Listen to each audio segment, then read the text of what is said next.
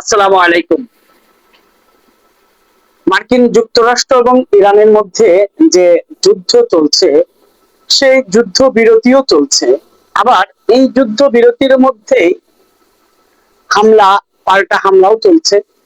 আমরা জানতে পেরেছি যে মার্কিন যুক্তরাষ্ট্র রাতে ইরানে হামলা চালিয়েছে।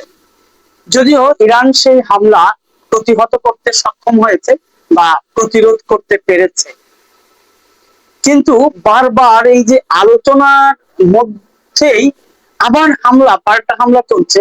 এটি হলো আশঙ্কার কথা, উদ্বেগের কথা। ইতিমধ্যেই আমরা জানতে পেরেছি যে ইরান মার্কিন যুক্তরাষ্ট্রের 2 থেকে 3টি ড্রোন লক্ষ্যবস্তুতে পরিণত করতে পেরেছে বা ধ্বংস করতে পেরেছে। যদিও মার্কিন যুক্তরাষ্ট্রের পক্ষ থেকে বলা হচ্ছে যে হামলা চালানো হয়েছে ইরানের পক্ষ থেকে, অপর দিক থেকে ইরান আবার পাল্টা অভিযোগ করেছে যে না, এই হামলা মার্কিন যুক্তরাষ্ট্র করেছে। এই যে হামলা এবং পাল্টা হামলা, এর মধ্যে আবার আলোচনা, একটা মানে কি বলবো, একটা দুঃসংবাদ যেন আমাদের থেকে যাচ্ছে না। বিশেষ করে হরমুজ প্রণালী কেন্দ্রিক যে সংকটটা তৈরি করেছে বিশ্বে, সেটি বড় উদ্বেগের কারণ হয়ে দাঁড়িয়েছে। এখন কথা হলো, উভয় দেশই কিন্তু শান্তি আলোচনার দিকে বেশ ইতিবাচক সাড়া দিচ্ছে। আমি এর আগেও একাধিক ভিডিওতে কিন্তু একটি কথা বারবার বলেছি, এবং সেটিই হচ্ছে, অর্থাৎ এই যে শান্তি আলোচনাটা অর্গানাইজ করছে পাকিস্তান, যে কূটনৈতিক তৎপরতা চালিয়ে যাচ্ছে, দেন দরবার করছে, যে নেগোশিয়েট করার চেষ্টা করছে বা তদবির করছে, সেই জায়গাটা আমি আগেও বলেছিলাম যে পাকিস্তান হয়তো একা সামাল দিতে পারবে না, এবং সেটি কিন্তু হচ্ছে। ইতিমধ্যে আমরা কিন্তু দেখতে পেলাম এই আলোচনার মধ্যে কিন্তু চায়না জড়িয়ে গিয়েছে। চীন কিন্তু এখন সেই জায়গাটা আহ মানে পূরণ করার একটা চেষ্টা চালাচ্ছে। অর্থাৎ আমরা জানি যে ইরানের পররাষ্ট্রমন্ত্রী আব্বাস আরাকচি চীন সফরে রয়েছেন, এবং তিনি মানে চীনের কাছে যে প্রস্তাব দিয়েছেন, ইরানের পক্ষ থেকে বলা হচ্ছে যে যে আলোচনাটা হবে, সেই আলোচনাটা সাময়িক বা ক্ষণস্থায়ী কোনো আলোচনা নয়, একটি দীর্ঘস্থায়ী, দীর্ঘ সমাধান চাচ্ছে ইরান। অপর দিক থেকে মার্কিন যুক্তরাষ্ট্রের স্টেট মিনিস্টার মার্ক রুবিও, তিনিও কিন্তু আহ চায়নাতে একটা প্রস্তাব দিয়েছেন। তিনিও অনুরোধ করেছেন, আহ্বান জানিয়েছেন চায়নাকে, যে এই আলোচনাটা, উভয় দেশের মধ্যে যে শান্তি আলোচনাটা চলমান রয়েছে, এটার জন্য চীন উভয় দেশের মধ্যে একটি সমাধান করে দেওয়ার চেষ্টা করে। এটি মার্কিন যুক্তরাষ্ট্রের পক্ষ থেকেও আহ্বান জানানো হয়েছে। অর্থাৎ কি হলো তাহলে? আমি আগেই বলেছিলাম যে এই সংকট সমাধানে শুধু একা পাকিস্তানের পক্ষে সামাল দেওয়া সম্ভব হবে না, এবং পাকিস্তানের পাশাপাশি এখন যে চীন যুক্ত হয়েছে, সেই চীনও কতটা সমাধান করতে পারবে সে বিষয় নিয়েও সন্দেহ রয়েছে, যথেষ্ট সন্দেহ রয়েছে। বিশেষ করে এই যে আলোচনার মধ্যে যে হামলা, পাল্টা হামলা চলছে, এটি হচ্ছে তার অন্যতম আরেকটি নিদর্শন। এখন বিষয়টি হলো, ইরানের সঙ্গে মার্কিন যুক্তরাষ্ট্র কিন্তু সামরিকভাবে আর পেরে উঠছে না। তারপরেও কেন এই যে হামলা, বিক্ষিপ্ত ভাবে হামলা চালাচ্ছে? অপর দিক থেকে এই যে মার্কিন যুক্তরাষ্ট্র যে বিক্ষিপ্ত হামলা চালাচ্ছে, আবার অপর দিক থেকে ইরান কিন্তু বেশ সাজানো গোছানো শুরু থেকেই বোঝা যাচ্ছে যে তারা একেবারে পরিকল্পিত, একদম পরিকল্পনা অনুযায়ী যুদ্ধের মাঠ সাজিয়েছে বা যুদ্ধ পরিচালনা করতে সক্ষম হচ্ছে। এই বিক্ষিপ্ত ঘটনাগুলো মার্কিন যুক্তরাষ্ট্র কেন ঘটাচ্ছে, এটি এখন মূল প্রশ্ন হয়ে দাঁড়িয়েছে। এটির একটি বড় এটির কারণটা আমার কাছে যেটি মনে হয়েছে, বিশেষজ্ঞ রয়েছেন যারা, তারা আরো অনেক ভালো করে বলতে পারবেন, কিন্তু যেটা আমার কাছে মনে হচ্ছে, যে এই যে বিক্ষিপ্ত যে হামলাগুলো চালানো হচ্ছে, তার পেছনে মার্কিন যুক্তরাষ্ট্রের যে কারণটি রয়েছে, সেই কারণটি বেশ উদ্দেশ্য প্রণোদিত এবং সূক্ষ্ম এবং খুবই পরিকল্পিত একটি উদ্দেশ্য রয়েছে। সেটি হলো, আপনারা খুব স্বাভাবিকভাবে যদি হিসাব করে দেখেন বুঝতে পারবেন, আমাদের বাংলাদেশেও যখন মুক্তিযুদ্ধ হয়েছিল তখন এরকম ঘটনা ঘটেছিল। অর্থাৎ পাকিস্তানি হানাদাররা যখন এদেশ ছেড়ে মানে পালিয়ে যাচ্ছে, পরাজিত হচ্ছে নিশ্চিত হয়ে গেছে, তখন কিন্তু তারা এদেশের মিল, কলকারখানা, বুদ্ধিজীবী হত্যা, নানা ধরনের অকারেন্স ঘটিয়েছে, নানা ধরনের যুদ্ধ অপরাধের ঘটনা ঘটিয়েছে। ঠিক অনুরূপ ভাবে ইরান কিন্তু মার্কিন যুক্তরাষ্ট্রের মতো এত অর্থনৈতিক প্রভাবশালী রাষ্ট্র না, সমৃদ্ধশালী রাষ্ট্র না। অর্থনৈতিকভাবে মার্কিন যুক্তরাষ্ট্রের থেকে তুলনামূলকভাবে ইরান বেশ পিছিয়ে রয়েছে, এটি স্বাভাবিক বিষয়। এখন এই যে যুদ্ধ বিগ্রহের মধ্যে ইরানের যে ক্ষয়ক্ষতি হয়েছে, বিশেষ করে অর্থনৈতিক ক্ষয়ক্ষতি, সেই ক্ষয়ক্ষতিটার পরিমাণ যাতে বাড়ে, অর্থাৎ যুদ্ধ যত থাকবে, যত যুদ্ধ হবে, অর্থনৈতিক ক্ষয়ক্ষতি তো হবে, আনুষঙ্গিক ক্ষয়ক্ষতি তো রয়েছে, এখানে অর্থনৈতিক একটা বড় বিষয় রয়েছে। এই ক্ষয়ক্ষতিটা যাতে ইরানের আরো বেশি পরিমাণে হয়, সেই প্রক্রিয়াটা মার্কিন যুক্তরাষ্ট্র এখন চালিয়ে যাবে, সেই প্রচেষ্টাটা এখন চালিয়ে যাবে এবং সূক্ষ্মভাবে চালাবে, এই চেষ্টা তারা অব্যাহত রাখবে। এমনকি এই আশঙ্কা করতে পারি, যদি কোনোভাবে চীন এই শান্তি আলোচনার দ্বার প্রান্তে পৌঁছে যায়, অর্থাৎ সফলতার দ্বার প্রান্তেও পৌঁছে যায়, ঠিক দেখবেন মানে আলোচনা চূড়ান্ত হওয়ার আগ মুহূর্তে মার্কিন যুক্তরাষ্ট্র ঠিকই ইরানের উপরে ভয়ানক ভাবে মরণ কামড় দেওয়ার চেষ্টা করবে বা ভয়ানক রকম একটি হামলা চালাবে, এই আশঙ্কা কিন্তু একেবারেই উড়িয়ে দিতে পারি না, এবং এটি হওয়ার সম্ভাবনা প্রখর।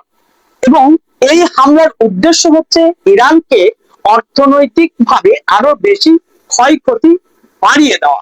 এটি হবে মার্কিন যুক্তরাষ্ট্রের পরবর্তী টার্গেট, এবং সেই টার্গেটটাই হয়তো মার্কিন যুক্তরাষ্ট্র নিয়েছে। কারণ আমরা জানি যে আহ ইরানের অর্থনৈতিক অবস্থা খুব বেশি একটা সমৃদ্ধশালী না, যদিও হরমুজ প্রণালী নিয়ে এখনো পর্যন্ত যে ধরনের আশঙ্কা রয়েছে বা যে উদ্বেগ রয়েছে, সেটা সহসাই কাটিয়ে উঠবে, কেটে যাবে বলে আমরা মনে করছি না। এর কারণ হলো মার্কিন যুক্তরাষ্ট্র কিন্তু হরমুজ প্রণালী নিয়ে বেশ পরিকল্পনা করেছিল, সফলতার মুখ কিন্তু এখনো দেখেনি, অর্থাৎ আলোর মুখ দেখেনি। আমরা জানি ইতিমধ্যেই কিন্তু মার্কিন নেভির 3টি জাহাজ সেখান থেকে লেজ গুটিয়ে পালিয়েছে। অর্থাৎ হরমুজ প্রণালী একদিক থেকে যদি স্বাভাবিক না হয়, ইরানের জন্য একদিক থেকে যদিও অর্থনৈতিক ভাবে কিছুটা সহায়ক হচ্ছে, অপরদিকে কিন্তু কূটনৈতিক ভাবে ইরান বেশ দুর্বল হয়ে পড়বে। অনেক রাষ্ট্রই ইরানের উপরে নাখোশ হবে, যেমন ধরুন বাংলাদেশ। বাংলাদেশ তো এই যুদ্ধের কোনো অংশ না, কিন্তু বাংলাদেশি যে তেলের জাহাজগুলো রয়েছে সেগুলি কিন্তু স্বাভাবিকভাবে আসা যাওয়া করতে পারছে না।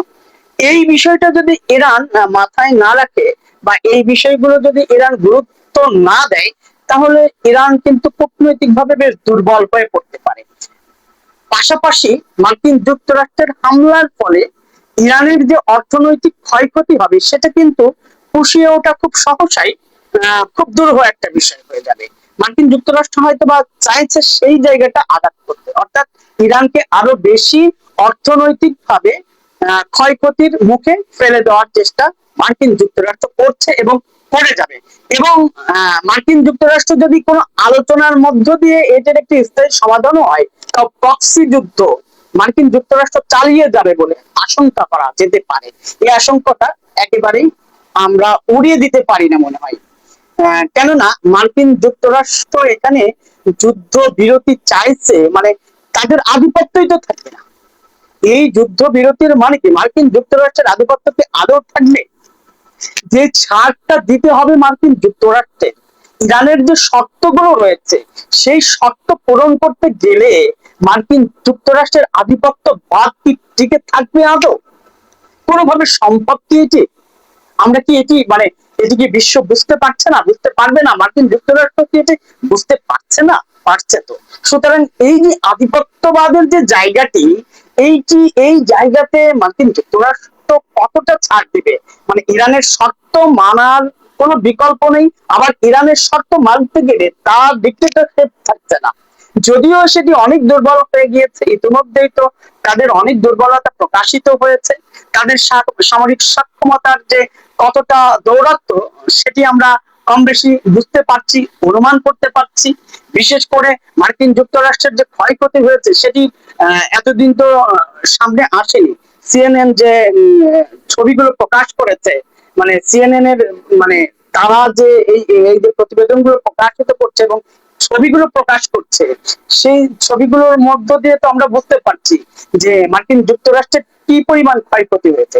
সুতরাং এই ক্যালকুলেশনটা মার্কিন যুক্তরাষ্ট্র করছে এবং তারা এই যে ইরানের কারণে যে এই ক্ষয়ক্ষতিটা হয়েছে, বিশেষ করে মধ্যপ্রাচ্যে মার্কিন যুক্তরাষ্ট্রের যে আধিপত্যবাদটা, সেই আধিপত্যবাদ এতদিন ধরে এত মানে বছরের পর বছর মানে পরিকল্পিত ভাবে যে জায়গাগুলো তারা দখল করে রেখেছিল, সেই জায়গাটা তারা ছেড়ে দেবে বা নমনীয় হবে, হয়তো নমনীয় কিছুটা হবে কিন্তু ছাড় দিবে, এই সুযোগটা মার্কিন যুক্তরাষ্ট্রের আছে বলে আমার কাছে মনে হয় না।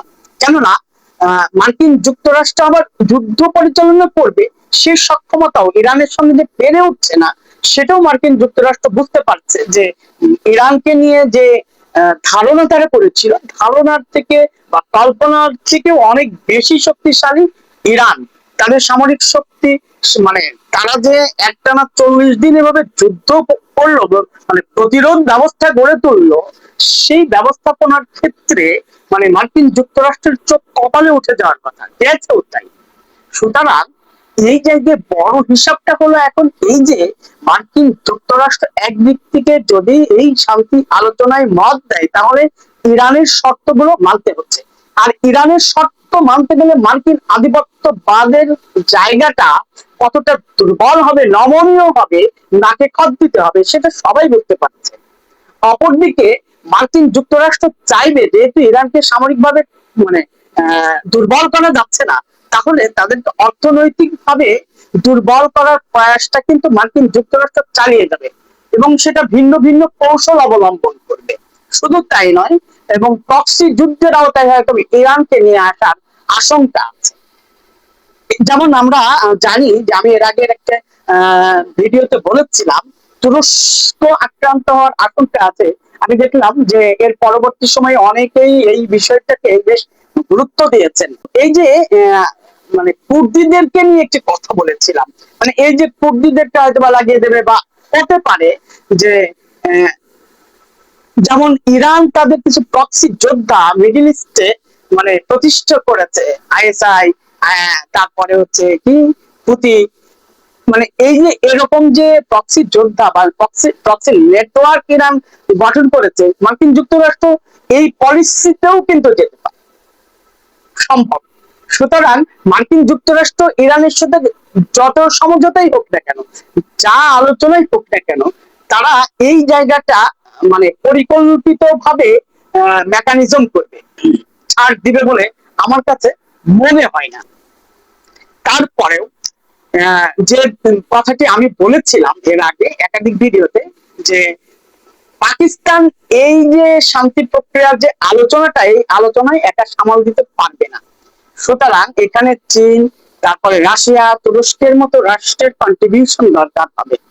সুতরাং ইতিমধ্যেই আমরা দেখলাম যে চীন সেখানে জড়িয়ে পড়েছে, হয়তো কতটা সফল হবে জানি না, তবে উভয় দেশ পাকিস্তানের সাথে মানে পাকিস্তান যেহেতু নেগোসিয়েট করছে, পাকিস্তান, মার্কিন যুক্তরাষ্ট্র, ইরান এবং চীন, এই চারটি রাষ্ট্র তো মোটামুটি এক জায়গায় এক টেবিলে হয়তো বা বসছে বা আলোচনা চালাচ্ছে। সুতরাং হয়তো কিছুটা হলেও এই আলোচনাটা যেহেতু চীনের মধ্যে নাক গলিয়েছে, সুতরাং এই জায়গাটা বেশ একটু কংক্রিট মনে হচ্ছে, কিছুটা আশার আলো আমরা দেখতে পারি। আমি হয়তো বা আমি একটি আশঙ্কা করেছিলাম যে মার্কিন যুক্তরাষ্ট্র হয়তো বা চীনকে বলবে যে এই ঘটনার মধ্যে তুমি নাক গলিও না, কিন্তু দেখলাম যে না, মার্কিন যুক্তরাষ্ট্রের স্টেট মিনিস্টার মার্কো রুবিও বরঞ্চ আহ্বান জানিয়েছে চীনকে যে এর একটি সুষ্ঠু সমাধান যাতে চীন উভয় রাষ্ট্রকে নিয়ে করে, সেই আহ্বান জানিয়েছে। এটি একটি ইতিবাচক দিক। সুতরাং আগামীতে আসলে যুদ্ধ একেবারে থেমে যাবে এই সম্ভাবনাটা কম, তারপরেও আলোচনার মাধ্যমে সমাধান হয় এরও কোনো বিকল্প নেই। সুতরাং টেবিলেই আলোচনার মধ্য দিয়েই কিন্তু যে কোনো সংকট সমাধান করা সম্ভব। সেই প্রচেষ্টাটা পাকিস্তান এবং চীন করছে। এখন দেখার বিষয় যে কতটা সফল হয়।